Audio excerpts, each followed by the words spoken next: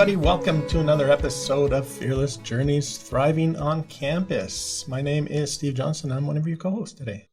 And I'm Corinne. I'm your other co-host. And today we are diving into a crucial topic, mental health supports on campus. Yeah, and we really want to highlight the significance of mental health awareness in our campus environment. This can be a transformative journey. It can be filled with exciting opportunities and challenges. And campus life can come with unique pressures that can impact our mental well-being. Yeah, and I think it's really important that we look and recognize some of those signs of distress and what we can do with early intervention, because we know that early intervention is really key in getting positive mental health. So whether it's academic stress or relationship issues, personal struggles, receiving that support can really make a difference in a student's life here on campus. Yeah, and part of that is learning effective stress management techniques and prioritizing your self-care. Being able to make those time for that self-care in your schedule can really balance out that academic stress. Mm-hmm. And it's about thriving in your campus life. It's about thriving as you're going through this whole post-secondary experience. And our campus, fortunately, provides valuable resource like the care team. So there is an importance with mental health awareness. So creating those awareness, understanding those signs so that, like Steve was saying, that early intervention piece, which can be the care team. So our role here and what the conversation that we're hoping to have is to foster that supportive and compassionate community on campus and create more awareness about the resources available. And today we're really honored to welcome two members of our care team. Would you both like to introduce yourselves, please? Thanks for having us. My name is Mark Davids, and I am the manager for accessibility services here at Lethbridge Polytechnic. And I'm Marissa, focusing on student success and retention, which involves strategic interventions and support systems designed to address barriers to learning and enhance the overall academic experience for students. Wonderful. How about a little something personally about yourselves? So previously, I worked for an advocacy organization here in Lethbridge called the Southern Alberta Individualized Planning Association that provided advocacy for persons with disabilities here in the local community, Alberta, and Canada in general. So it was really great to work in that field, and I'm really excited that now I'm here at the Polytechnic because I can bring the experience and the connections I have from there, and I can use them here in a bunch of new situations that I'm really looking forward to meeting as they come up here. Awesome. Yeah, it's wonderful. Marissa? And my background is in human services. So I worked as a child development specialist as well as a crisis intervention worker, both during the peak of COVID. So I have a interesting view of social work and human services, and I'm very grateful to now be at the Polytechnic working with some diverse populations, but in a different capacity. And really focusing on that academic piece and connecting students to valuable on-campus resources. Yeah, that's really interesting. You come from kind of that mental health help aspect and then transitioning into some of that academic help aspect too. Must find that challenging? Challenging, but also very interesting and a great opportunity for personal growth as well, and just honing in on my skills that I didn't even really know I had until I arrived at the Polytechnic. So it's been great. Yeah, Corinne, it's kind of interesting how whenever we go through a new position, we find these skills that we thought, oh, I can do this. Yep. Yeah, those transferable skills. Yeah. So we can get right into our questions, and either one of you, whichever would like to answer first. So our first question, what does the care team do and how do you support students? Well, I had the pleasure of recently being added to the care team here at the Polytechnic. So it was very new to me when I started. So I've only a couple months, I guess, at this point, all the time starting to fly by. My early understanding of it, was an intervention team that's here to support students in times of distress. But I think the cooler thing that I've really come across is the representation on the committee from all the different aspects, and getting to meet people that I wouldn't otherwise run into organically. So not only do we have those resources there for the students that we're looking to help? But it's also a great way for all of us to have new connections to collaborate on different things. Yeah, kind of just piggybacking on what you said there. The care team collaborates to provide integrated support to students who have received a care referral. And in my role, I recognize that students may face personal challenges that impact their academic performance. So I provide that ongoing academic support and refer learners to other appropriate services areas as needed. Mm-hmm. So really, in essence, it's a support to students looking at that early referral piece. Mm-hmm. It also brings interesting challenges, which are kind of fun to work on because, like, the question around confidentiality of information, right? So we're a multidisciplinary team. We all have these sources of information. Some of it's going to be covered by FOIP, and kind of working around that and how do we work together to maximize the information we have without breaking rules of confidentiality. That's the first thing that kind of came up when I started on that. And it's just really interesting getting to work on that problem with other people. And I'm sure other things will come up over time. But it's just a really great experience being on it, and it's really nice being able to contribute to the well-being of the student life here in general. Mm-hmm. I like that idea of collaboration, right, Corinne? It's hard sometimes when we're isolated in our roles and we get to collaborate. Yeah, from what everyone's saying, it kind of sounds like when we're noticing things going on with students, they're getting referred to the care team. And then it's like that network or that web of support. So like reviewing what's going on for that student and making sure that they get connected to resources that maybe they don't even know about, or maybe the person who referred them doesn't know about. Yeah. Well, and perfect for a new person coming in, right?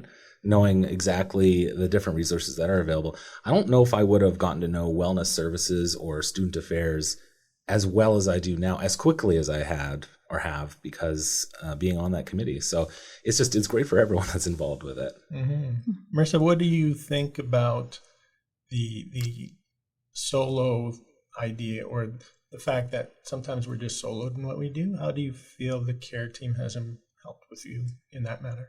So I think that the care team really helps to break down these silos and the silos of information that each individual department kind of holds, and brings together their different pieces of information that help guide us towards creating a sense of solution for the student who is in some sort of distress. And it's really, really important to break down those silos early on so that every little piece that we know can be addressed and make for a more comprehensive story. Like what is the student's story? What's the background here? Yeah, we actually it might have been a couple weeks ago, but we were really looking into the background of one of the cases we were looking at, and it was just seeing that all woven together. We would never have that type of information if we weren't all in that room together. So it's just I know it's becoming more common, but my understanding is it didn't used to be a big thing. I certainly don't remember it when I was going to university. So I'm glad that there's a more of a social safety net now, even on campus for students. Mm-hmm. So you have both talked a lot about how the care team collaborates with the members on the care team. How does that look? Like, how do you connect students with things such as wellness services or academic supports? I think that one of the first things I want to mention, aside from the people that are in the room when we're part of the committee, because obviously it's kind of an instant referral in that way, but something that occurred to me too is that we don't necessarily have every single person that might represent a different area or department here at the college on our committee, but because we have such a diverse representation, we more than likely might not have that person, but we'll have someone there who knows a person. So one way or another, we're going to make sure that person gets a referral to that service as quickly as possible, because whether it's us or someone who knows someone, we're all connected, which is really fantastic. And I just want to touch on case management a little bit. So the care team engages in case management. Members work closely with other campus resources to coordinate support efforts for individual students. And this could involve meetings or targeted communication to ensure that all aspects of the student's well-being and academic progress are being addressed. Yeah, so kind of building on that then, how does the care team operate? What does that look like? So the core principles of assessment, monitoring, collaboration, documentation, and follow-up generally guide the care team's operations. Anyone can make a referral to the care team. Students, employees, and even guests to campus or a student's family member. A care team referral form is found on the care team referral platform, which is found on the Polytech's website under the resource section, on the MyLC student portal, or on the OWL employee website. The care team meets weekly to review cases. Cases are assigned to case manager, and outreach is initiated. And then follow-up is maintained as necessary depending on kind of the evolving risk level of the case. Mark, what does that process look like? So when you enter into a care team meeting, what does that whole process look like? So before we even get to a meeting, we receive an alert, which shows us on the platform that we use the cases or cases that we might be looking at during that meeting. So we have an opportunity to look it over, collect any relevant information that we want to bring with us to the meeting. When we convene, we go through case by case. We use a rubric, of course, to judge, is this developing distress? Are they distressed? Is it crisis? And then we might act appropriately. You mentioned we meet weekly, so something important to mention, of course, is we're not a crisis intervention team, right? So, of course, if it looks like someone is experiencing a crisis, you need to be calling 911 rather than making a report for a committee that meets once a week. I wrote that down several times because it's been mentioned to me several times. So, but we get together, we find what will be the best referral or best resources to help that student, and then we apply it against that case, and then we put it into review for later if we need to come back to it. You mentioned if someone is in an immediate crisis calling 911, would it be appropriate for a person to also make a care team referral? Certainly wouldn't hurt, especially if we want to follow up with that student or whoever it might be, because, it's difficult too because the care team doesn't necessarily get to see the end game. When we make a referral and stuff like that, especially with information being as confidential as it is, there's just no way of knowing. So if you're going to have to call 911, you might as well make a report if you're able, because then we can follow up and make sure that person is receiving all the help that they can get. It's like those many touch points, right? As many touch points as that student makes, we want to be able to track them, I'd assume, to be able to see a bigger picture. The care team also, it's interesting because we have students that aren't just here in person, right? We have online students as well, and a lot of students that are on the other side of the country.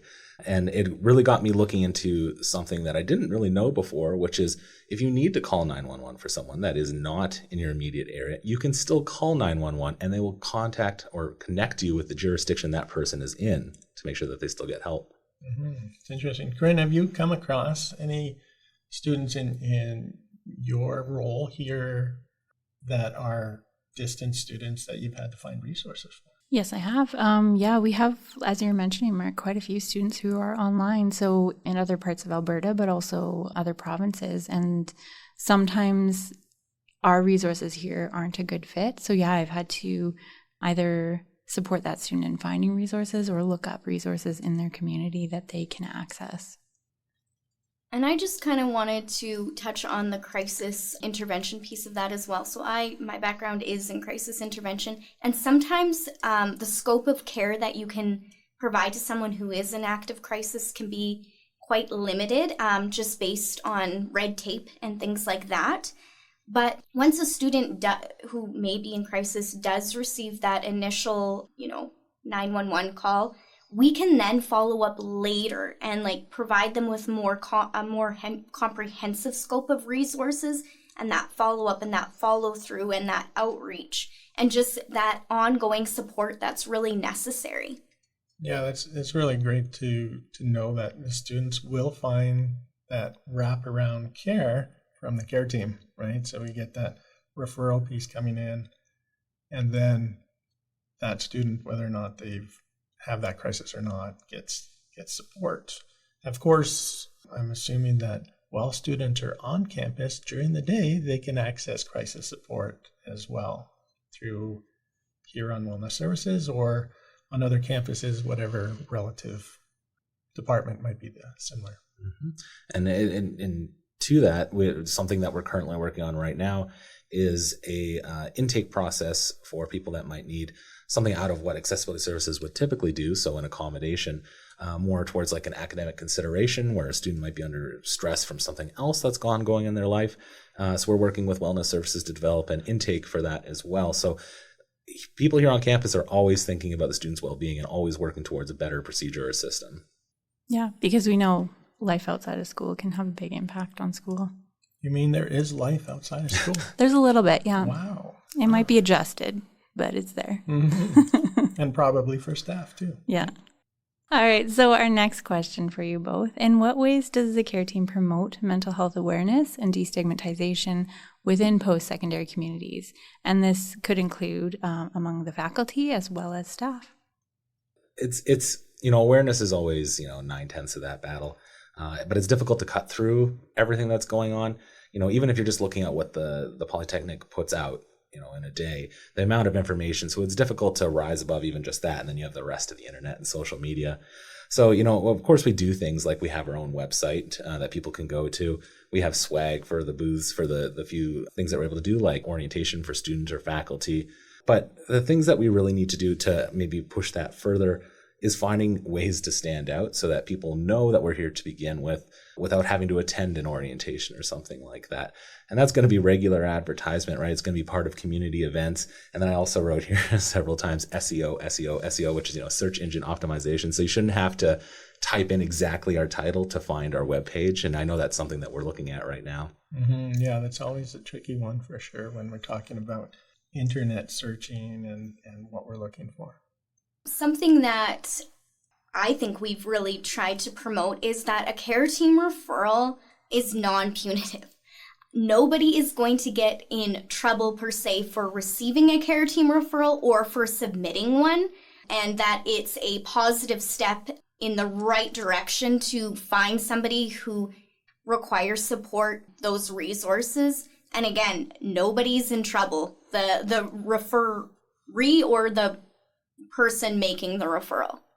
You can do it anonymously too, right? Like I think it even says on our website, like all you gotta do is throw it into, they're all called something different, but incognito mode, for example, right? When you access to submit the report, It shows up anonymously. If you're really worried about some kind of blowback, I don't know what that would be. Yeah, I'm not sure. But it does provide comfort, to the person making the report too. Yeah. Tying into what you said, Marissa, do you think that helps really with that destigmatization within the campus community? Yeah, absolutely. So making a care team referral is not a negative thing. There is a element of positivity and hope connected with it, that this person will receive support one way or another, and you're not being a rat by making a care team referral. You are genuinely making a difference in somebody's academic career. Yeah, for sure. Mm-hmm. And their personal well-being, right? Absolutely. Mm-hmm. Either one of you, what do you think, being on the care team, what do you think right now is the awareness of the care team within Lethbridge Polytechnic? It's difficult to say because I've only been a couple of months, and being directly involved, I instantly have all that info. I don't know if as a student, if I didn't see it at a booth or an orientation, I'm not sure I would know immediately that it would exist. I think a lot of people find out about these things when they need them. And so the access to the information is being easy and apparent as possible is going to be key because, a lot of people don't go looking for these things. When I first moved here, I didn't know where the hospital was until all of a sudden I needed it. Yeah, exactly. Yeah. Right. So, Marissa, you've been on the care team a little bit longer. So what do you feel? I feel like there's instructors are becoming more aware that the care team exists and more willing to submit those referrals when they notice something is, I'll just say, off with a student, but students making referrals for other students is a little more rare, I've noticed. And maybe that's something we could promote a little bit more, is students making that referral for their peer, for their friend, instead of just instructors making those referrals. So that's definitely something we could work towards, and again, breaking down those barriers and really, really promoting that a care team referral is non-punitive. Nobody is going to get in trouble. There are absolutely students who may not make a care team referral because they think that they're going to get their classmate or their friend in trouble, and something a non-ideal outcome will come from this, when in fact it's the opposite. A more favorable outcome moving forward will likely result from that student submitting a care team referral for someone they're concerned about. Yeah, absolutely. I know, Corinne, when we are helping individuals and we're thinking about, one person has made a difference in their life, Mm-hmm. we really do emphasize that just being that person for another is almost always a positive experience. Mm-hmm. Yeah, even if in the moment it doesn't feel that way, or there's some rough things that person is going through, and it kind of makes that more difficult. Ultimately, that person is often grateful for that support, for that connection that was made, even if in the moment when it's done, they're a little upset or a lot upset.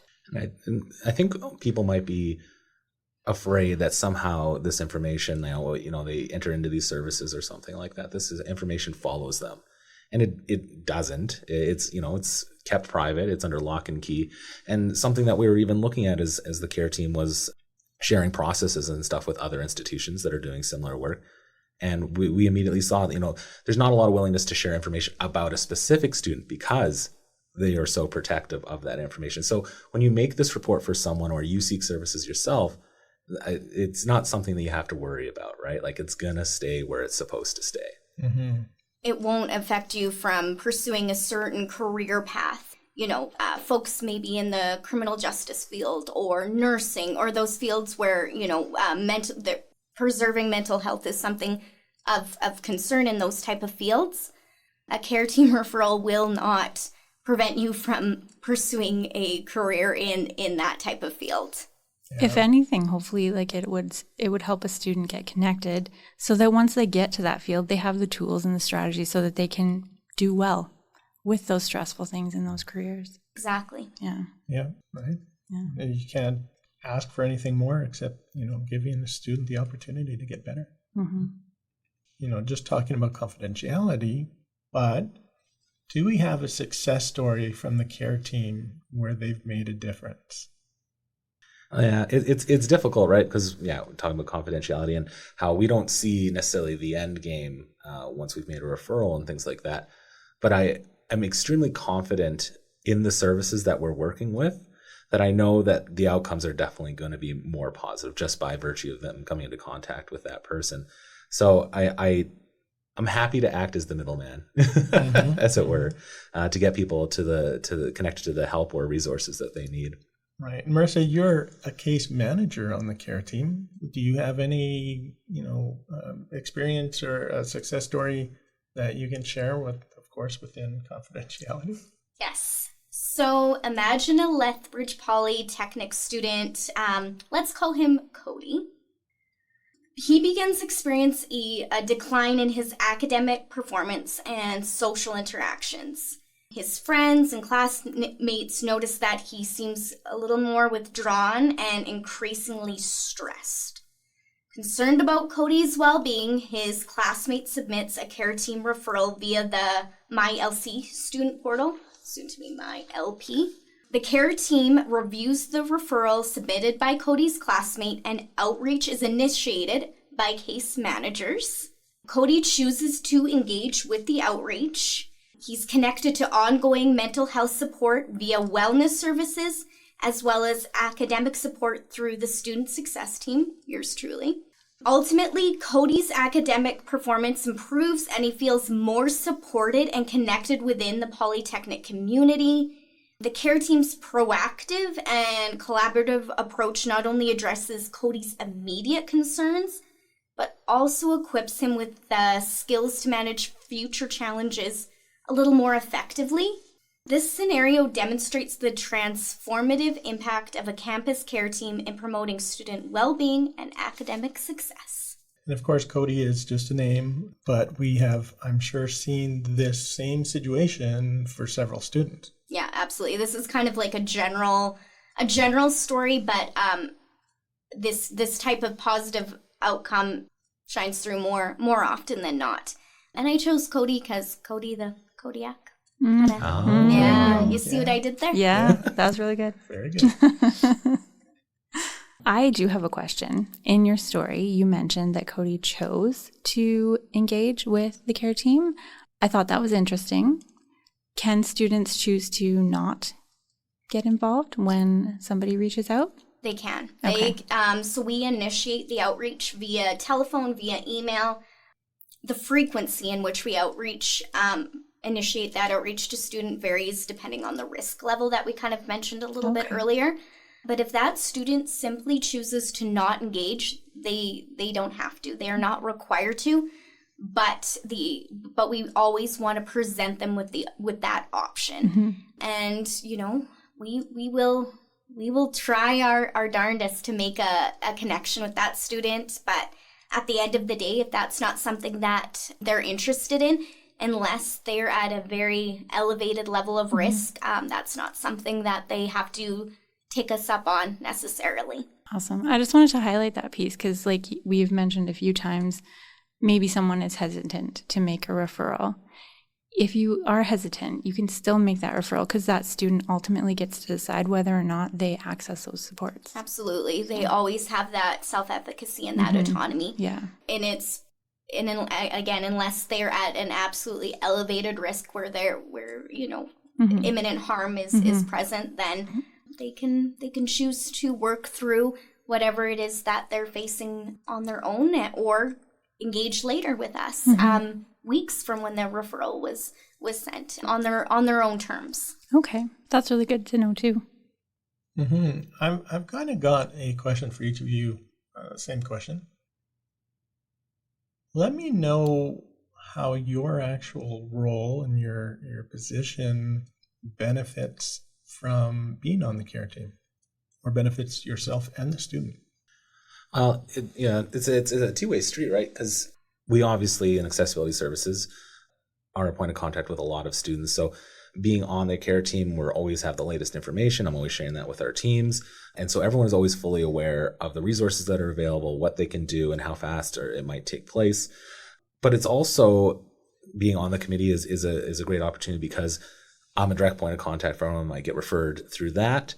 And so we just always have the full bear of our resources available, no matter where the point of contact is, through the committee or if it's through one of our frontline staff. It doesn't matter where it's happening, just that a student has the ability to come in contact with us. So I think that it's beneficial for everyone involved. Marissa, what about you? So this being on the care team helps to remind me on a daily basis that students aren't just struggling academically because they're not putting in an adequate amount of effort. There are multiple factors attributing to why a student may be struggling, anything from mental health concerns, home life issues, relationship breakdowns. There's a culmination of factors that are playing into the student's academic performance, and being on the care team reminds me just how, for lack of a better word, interesting a student's life can really get. And knowing that if we address those factors that are playing into their academic performance, we can help lead them towards a more successful outcome. And what about your personal experience so far? How has it affected you? I think being there, coming in as someone new from outside the Polytechnic and working here for the first time, the interpersonal relationships that you form through the committee have made me feel very comfortable being here at the Polytechnic. I feel very welcomed. I feel that the work matters and that people care. And so I think being there has just been overall a positive benefit for just, working here at the Polytechnic. It's a really great experience. Building those connections. Similar to what you said, Mark, it has just made me just given a little bit more meaning to my role and what I do here, and knowing that, yes, I come to work and I support students in their academics and everything, but being on the care team just kind of helps to bolster that sense of purpose and belonging to the Polytechnic as well, and knowing that I truly am contributing to making a meaningful impact in a student life. I think that's awesome, Corinne. How we can still feel supported, and we can still feel purpose in our roles. Mm-hmm. Yeah, absolutely. Any final messages you'd like to leave with our listeners? Coming from accessibility services and from my background in general, something that I really want to point out is that here at the Polytechnic, the core idea here is to support students to learn. And reducing any barrier that we can to help people learn is always going to be critical to the mission here at the Polytechnic.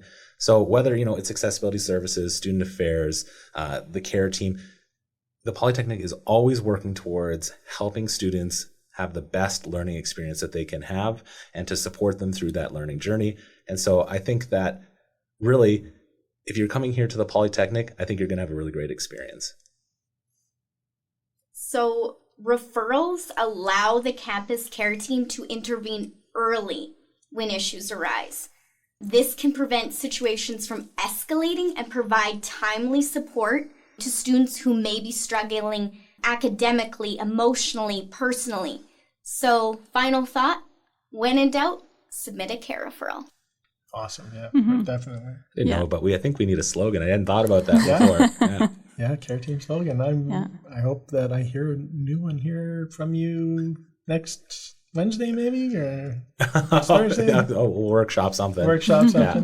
We're having T-shirts made. I wonder if it's too late for that. Oh, yeah, that would have been good. Mm-hmm. Yeah, time to wrap up today. Thank you, both of you, for coming and sharing your experience and sharing your knowledge. We really appreciate it. It's been great conversation. I'd like to add thank you for sharing your passion as well. So our call to action to our listeners, remember creating that mental health awareness. As Marissa said, having that awareness of mental health, of signs and symptoms, can help with that early intervention so that we are supporting ourselves and our friends and our peers before things get really, really bad. Prioritizing our well-being, destigmatizing seeking help. We want to reach out to our friends if we're noticing things. And then also checking in with their well-being. How are they doing? Would they like support connecting with resources? Maybe you could help them make a care team referral.